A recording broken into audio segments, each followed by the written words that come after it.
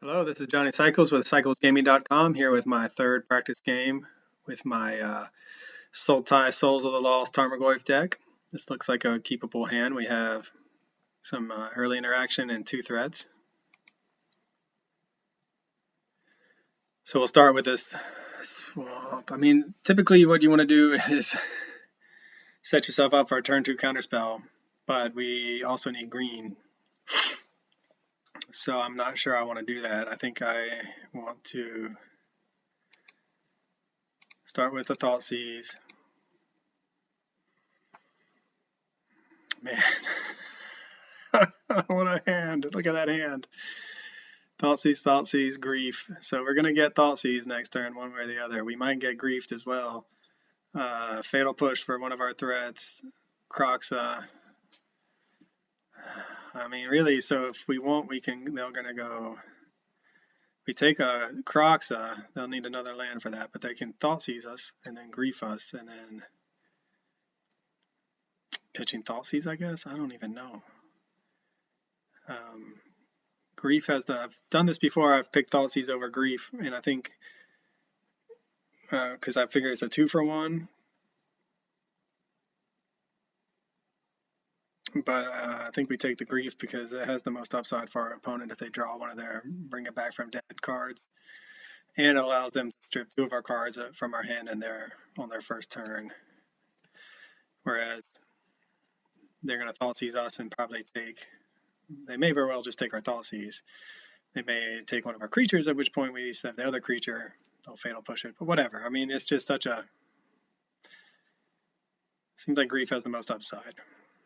Even though it is a 2-for-1 for them, it does take 2 of our cards on their first turn, which can set us back quite a bit. See if they just take our Thoughtseize. We have a good hand too. I mean, we don't have their kind of hand, but we do have a good hand. And now this is our second match playing Rakdos Scam. Interesting. I don't know what's up with a Saturday night here on the East Coast. And they took a Thoughtseize. And we drew a Murktide Regent, which is a great draw if we can hit another blue source.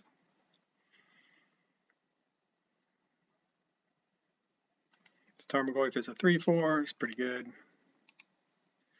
They had that Fatal Push, though. So we took their Grief. They have another Thoughtseize. So they'll probably they're going to Fatal Push the Goyf. But they will probably, what if we could just run out the Souls of the Lost. I don't know, then they'll still save the Fatal Push probably.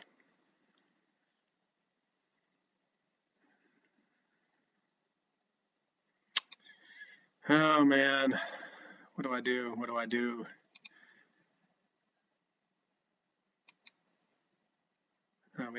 We'd have to discard, so we don't want to do that. I guess that's going to make our decision for us. We don't want to have to discard or sack anything right now. We're missing land, and we want everything in our hand, especially knowing they're going to pick something themselves to make us discard. Will they hit a land? Will we get lucky? Because now they have to choose between Fatal Push and Thoughtseize. They know what our hand is. They don't know we have a Murktide, so they may be thinking, well, we can take a hit, or we better Fatal Push here and not cast the Thoughtseize. And they may decide they want to go ahead and get rid of the Souls of the Lost. Looks like that's what they're going to do. They'll probably take our Murktide, which does grow our Souls of the Lost at least.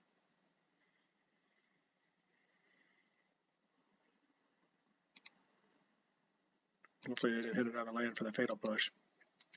We can at least get in a little bit of damage. And they took the Souls of the Lost. All right, well now we're hoping for a blue source.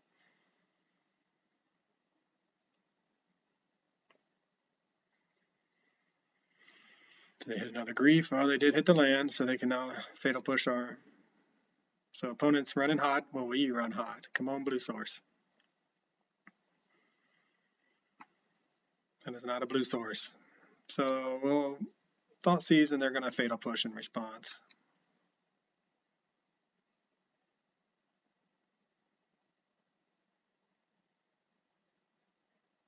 Why don't we go ahead and try? So maybe we can get a hit in before we do that, though.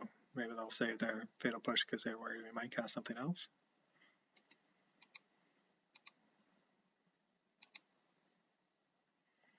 A lot of times that's what it's only 3 though, it's not even that much.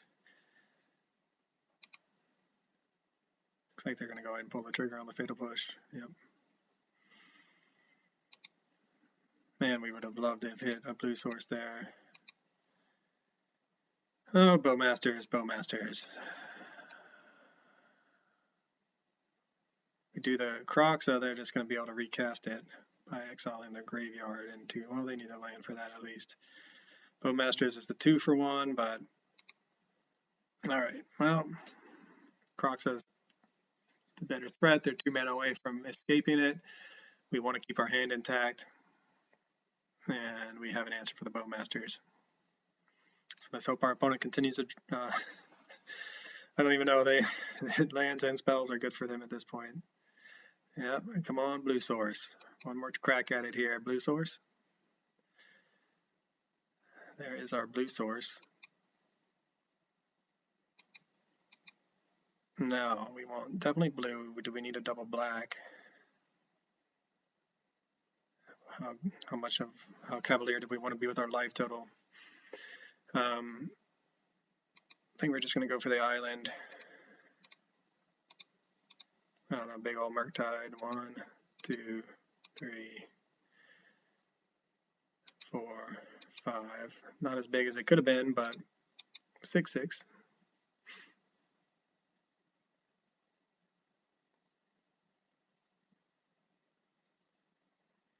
It's a 2-turn clock for our opponent.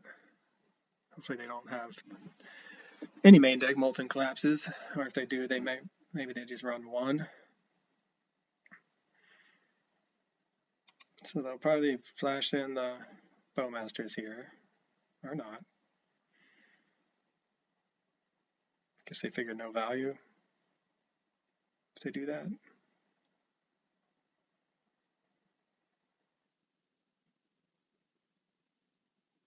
I guess we'll be bringing in our Terra Sunders now that we got burned the last match against Rakdos Scam when they stuck a ley line. Counterspell, another Murktide.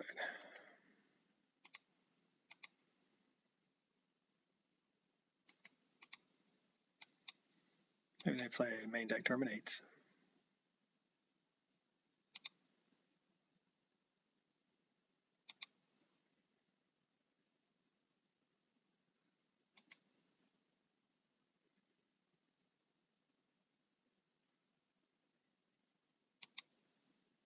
See if it's scoop time for our opponent or if they drew 2 lightning bolts.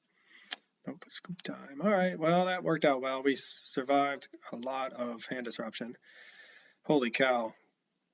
2 Thought Seizes, a Grieve, Fatal Push, and a Crocs that would have been hand disruption. We were able to have enough. We played 3 Thought Seizes. No, they took one of ours. So we played 2 Thought Seizes of our own, and that's what helped keep us from just having our hand totally picked apart and dying to a Bowmasters or whatever. And a timely Murktide and a blue source really made a difference as well. All right, so we will probably bring in. I mean, the Leyline of Voids are good. We saw Croxa, but they probably only play 1 Croxa. I'll go ahead and take out the forces. Take out the baubles. Make room for 3 Leylines, maybe. Could bring in the Assassin's Trophy to give us even more answers to a resolved Leyline. It does just totally hose our deck. Like, whoa. I mean, Thoughtseize tends to get taken out in the Mirrors of Jund. You want more impactful draws, but we saw how in that game we were able to basically stay afloat with our Thoughtseizes. Had we not had Thoughtseize and it was something else, they would have just played 4 hand disruption spells in the course of the first 3 turns.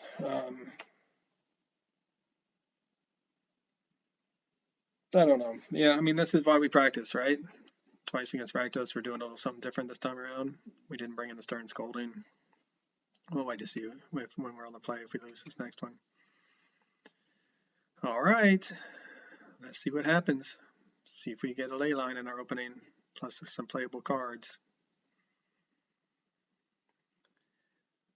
Well, we do have an answer for a resolved ley line, and we have ways to fill our graveyard and cast an early Murktide, so I think we're going to keep this. We don't have our own ley line, but we can always cast it later if it's not too late. And this is a great hand, assuming our opponent doesn't just shred it to pieces with hand disruption. So they're keeping 7, so I imagine that there's at least a Thoughtseize, if not some grief shenanigans. Yep. I guess they don't have the full shenanigan at least. I would definitely take the Murktide. It's the threat. It's my payoff for all the other cards in my hand.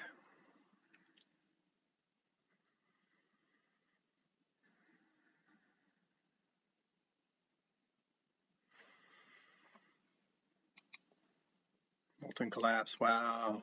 I pitched a Molten Collapse. I mean, basically Molten Collapse does insert Murktide, but still a little bit surprising there. Okay, no Thoughtseize.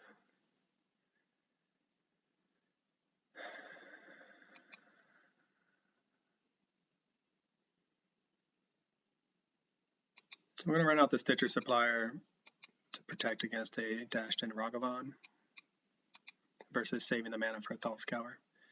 So put a bunch of lands in the wow, that was really poor running on our part. Look at that, 3 lands in a row that we milled. That we were going to, and we drew a land. That was 4 lands in a row off the top of our library. Sometimes I just don't understand variance in the MTGO world.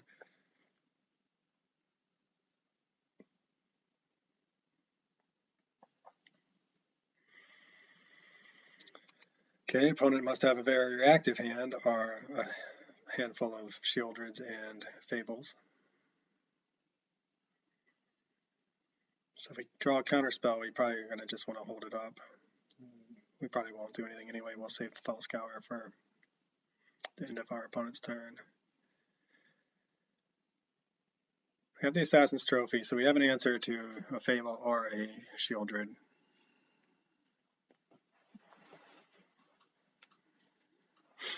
I do like having access to green in this deck. And I mean, first of all, anyone who's watched any of my videos knows I'm basically a green player first and foremost. But I like the flexibility and the removal suite that it gives us that we don't have in just straight up blue-black. All right, why is our opponent in the tank right now? We're in the second main phase, waiting to go to end step.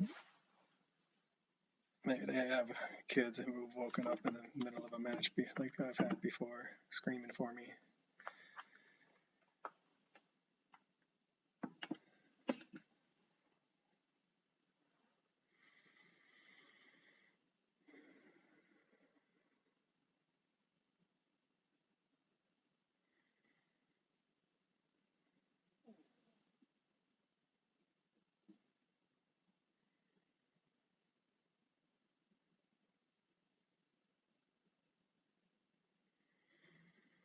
Yeah, I'm still in the free play area, and you can write little comments there to say like, I want to play tier decks, or don't play red, or whatever. So I put in there, play testing from a website, please don't quit.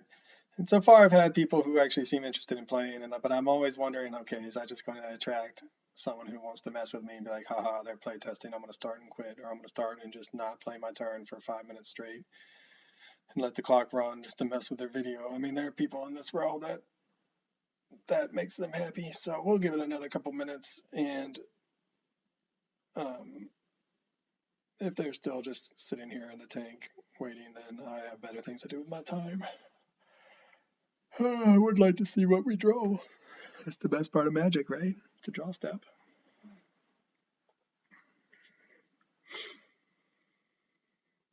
So this time I usually just start doing work. Upload a video over here onto my YouTube channel from my earlier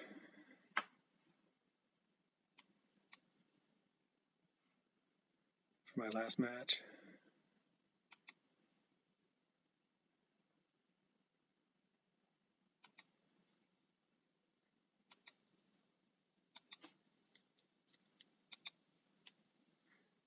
Joke's on you, man. I can still do stuff while I'm waiting and waiting.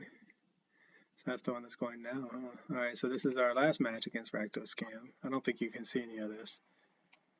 I think it's only going to be the MTGO page that you can see, but this is my last match I'm uploading to YouTube. So we have Sultai, Souls, Lost, and Modern.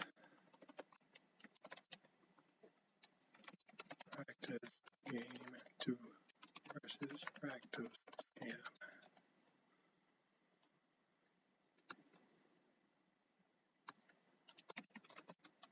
So we get scammed.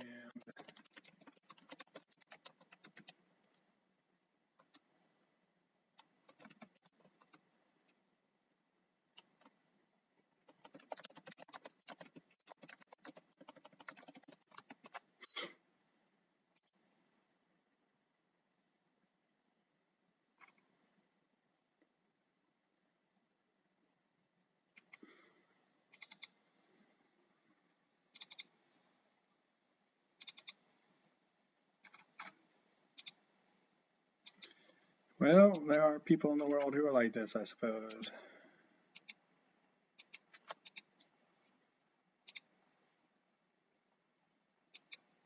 Okay, got that going. Opponent is still nowhere to be found, and it has been 2 minutes, so I guess this one's over. Well, this happens sometimes. The world is full of trolls. Maybe that's unfair. Maybe something happened in their world, but they called them away. But whatever, it would have been a fun game. I think we are in a good position with a way to fill our yard, our opponent not really doing anything, a way to answer whatever their big threat is, and they win the match. Okay. Well, that was what we were drawing, so now at least we know. So into a land, Thought Scour, into a Goyf with Counterspell match and backup.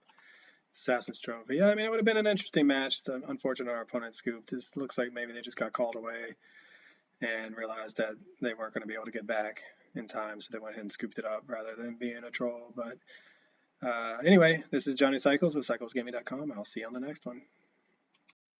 This has been another edition of Keeping Modern Tanky. I'm Johnny Cycles with CyclesGaming.com. Check out my website where you can read articles on my commander decks, my various modern brews, and my science fiction and fantasy novel that I'm publishing serially every month. CyclesGaming.com. Be sure to click that like button and subscribe button on YouTube, and I'll see you on the next one.